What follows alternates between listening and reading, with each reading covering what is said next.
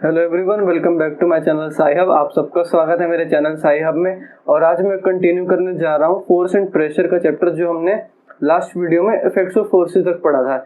इस वीडियो में हम डिस्कस करेंगे unit of force, direction of force and types of forces.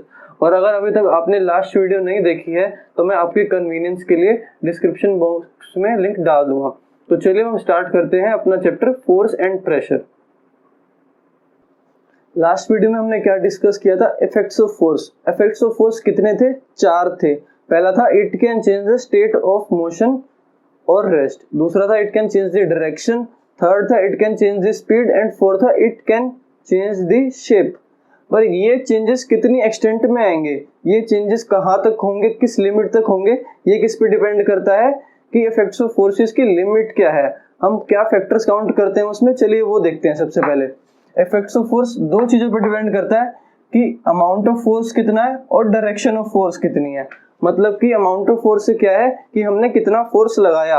एक नंबर होता है, हमने इतना फोर्स लगाया कि कोई यूनिट होती है फोर्स की, उतने यूनिट्स हम फोर्स लगाते हैं। जितने यूनिट्स हम ज्यादा फोर्स लगाएंगे उतना ज्यादा इफेक्ट आएगा। पर अमाउंट ही एक ओनली फैक्टर नहीं है, दूसरा फैक्टर भी आ जाता है डायरेक्शन ऑफ फोर्स। फोर्स एक ऐसी क्वांटिटी है जिसमें मैग्नीट्यूड और डायरेक्शन दोनों चीजें काउंट होती हैं, और ये काफी जरूरी चीजें हैं। मैग्नीट्यूड क्या होता है? अमाउंट, जो कि एक नंबर होता है, जैसे 1 2 3 4 5 ये होते हैं मैग्नीट्यूड। और तीसरा होता है सेकंड होता है डायरेक्शन ऑफ फोर्स, मतलब कि हम किस डायरेक्शन में फोर्स लगा रहे हैं।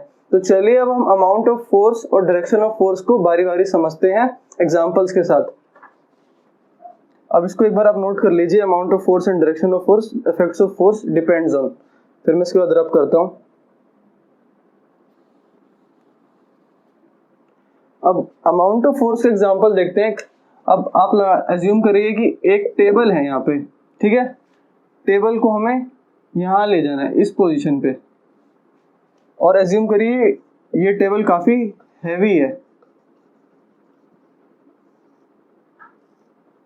अब एक बंदा यहाँ से फोर्स लगा रहा है इस डायरेक्शन में, इस टेबल को ले जाने के लिए, ठीक है।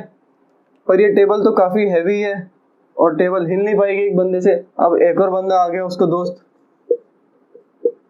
अभी भी नहीं टेबल हिल पा रही क्योंकि बहुत हैवी है। अब तीसरा बंदा आ गया फाइनली। अब तीनों ने मिलके इस डायरेक्शन में फोर्स लगाया, यहाँ तक फिर टेबल चली गई। हमने क्या करा? हमने फोर्स की अमाउंट बढ़ाई। आप एज्यूम करिए कि एक ये बंदा 1 यूनिट फोर्स लगा रहा था, 3 बंदे कितना लगाएंगे? 3 यूनिट फोर्स। हमने क्या करा? फोर्स की अमाउंट बढ़ा दी ताकि हमारा इफेक्ट ऑफ फोर्स ज्यादा हो, वो ज्यादा डिस्प्लेस हो पाए, वो ज्यादा मोशन में आ पाए। तो इससे हमने क्या करा? इफेक्ट ऑफ फोर्स डिपेंड करता है अमाउंट ऑफ फोर्स पे। अब दूसरा फैक्टर क्या था? Direction of force.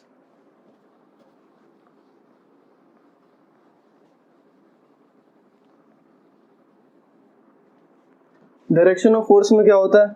अब लगा लीजिए यहाँ पे एक टेबल रखी है सेंटर में बिल्कुल,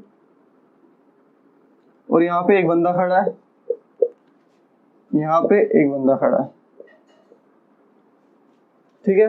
ये यहाँ से इसको पुश कर रहा है। आप ये अज्यूम करिए कि ये दोनों सेम ताकत लगा रहे हैं, पर कौन सी डायरेक्शन में लगा रहे हैं? उल्टी डायरेक्शन में।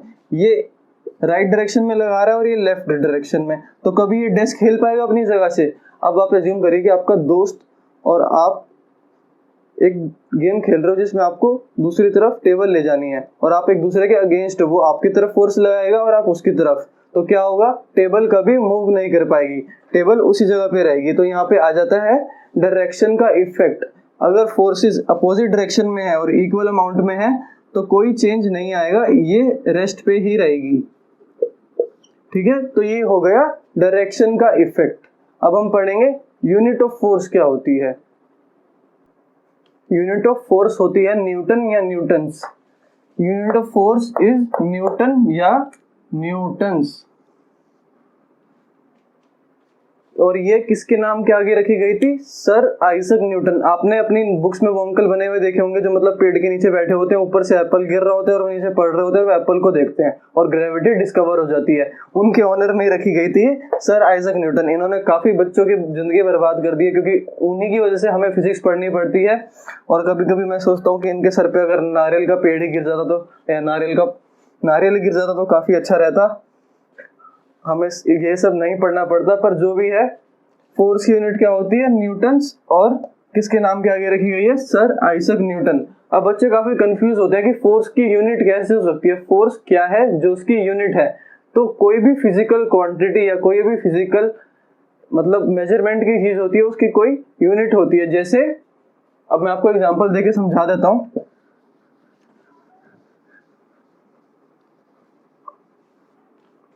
जैसे हम क्या पढ़ते हैं, वेलोसिटी या स्पीड। स्पीड की यूनिट क्या होती है?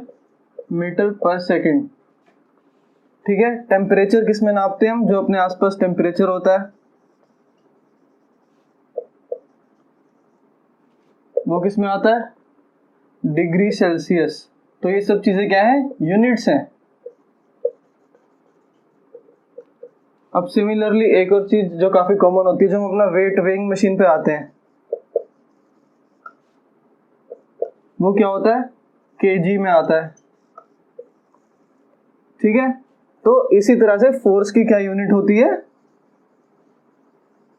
इसे हम एन से रिप्रेजेंट करते हैं, न्यूटन। तो अब हम क्या समझे? कोई भी फिजिकल क्वांटिटी उसकी यूनिट होती है। जैसे टेम्परेचर की है डिग्री सेल्सियस, स्पीड की है मीटर पर सेकंड, डिस्टेंस की होती है मीटर, वेट की होती है केजीज, या मास की होती है केजीज। तो ऐसी फोर्स की यूनिट है न्यूटन। ये हो गया यूनिट ऑफ फोर्स। अब हम यूनिट ऑफ फोर्स देख चुके हैं, तो हम देखते हैं कि फोर्स ऐड कैसे होते हैं और फोर्स सब्ट्रैक्ट कैसे होते हैं। काफी सिंपल है, इसमें सिर्फ डायरेक्शन का ही रोल होता है कि फोर्स ऐड होंगे या सब्ट्रैक्ट होंगे। तो उसे हम थोड़ा मैथमेटिकल फॉर्म में देख लेते हैं, कुछ ज्यादा इसमें तीर नहीं मारने। ठीक है।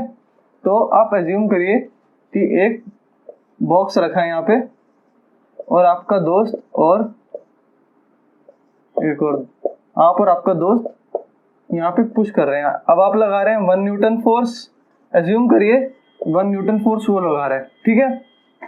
तो फोर्स हो जाएंगे ऐड, क्योंकि आप लगा रहे हैं सेम डायरेक्शन में। ठीक है। तो फोर्स हो जाएगा टोटल 2 न्यूटन। बस इतनी सिंपल सी चीज है। जो फोर्स एक डायरेक्शन में लगते हैं वो ऐड हो जाएंगे। अभी ये नंबर कितना भी हो सकता है। अभी मान लीजिए 10 हो गया और ये हो गया 11, तो ये हो जाएगा 21 न्यूटन। बस ऐड हो जाएगी अगर फोर्सेस सेम डायरेक्शन में है। अब ऐसे ही फोर्सेस अगर अपोजिट डायरेक्शन में है, अब आपका फ्रेंड यहां खड़ा है और आप यहां खड़े हैं, वो यहां से लगा रहा है, आप यहां से लगा रहे हैं, तो फोर्स क्या हो जाएगा? 1 - 1 0, क्योंकि इस केस में डायरेक्शन अपोजिट है। ठीक है। और अब एक केस हो सकता है कि आप ज्यादा फोर्स लगा रहे हैं, वो कम लगा रहा है, या वो ज्यादा लगा रहा है, आप कम लगा रहे हैं। तो उसका केस में क्या होता है? आंसर में माइनस या पॉजिटिव देखा जाता है डायरेक्शन के अकॉर्डिंग। ठीक है। तो वो एग्जांपल भी देख लेते हैं।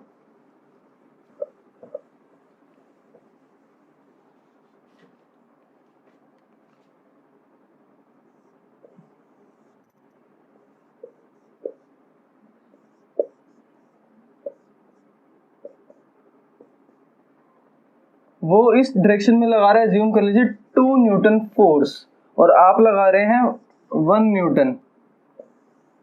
अब फोर्सेस की डायरेक्शन क्या है? अपोजिट है। और मैथ्स में हमने क्या पढ़ा है? अगर नेगेटिव नंबर ज्यादा बड़ा है तो उसी का साइन आंसर में आ जाता है। तो क्या होगा? 1 - 2, आंसर क्या आएगा? -1। अब इसमें देखने की बात यह है कि माइनस क्या रिप्रेजेंट कर रहा है? कि उसकी डायरेक्शन उल्टी है, जिसमें आप भेजना चाह रहे हैं उससे अपोजिट डायरेक्शन है, तो नेगेटिव साइन आ गया है। और 1 तो क्या है? उसका फाइनल रिजल्टेंट मैग्नीट्यूड। 1 को बोलते हैं मैग्नीट्यूड, और ये हो गई डायरेक्शन। कौन सी डायरेक्शन है? अपोजिट डायरेक्शन, जिसमें आप भेजना चाहते हो उससे अपोजिट डायरेक्शन है, उससे उल्टी डायरेक्शन है, इसलिए आ गया नेगेटिव का साइन। ये हो गई adding and subtracting of forces.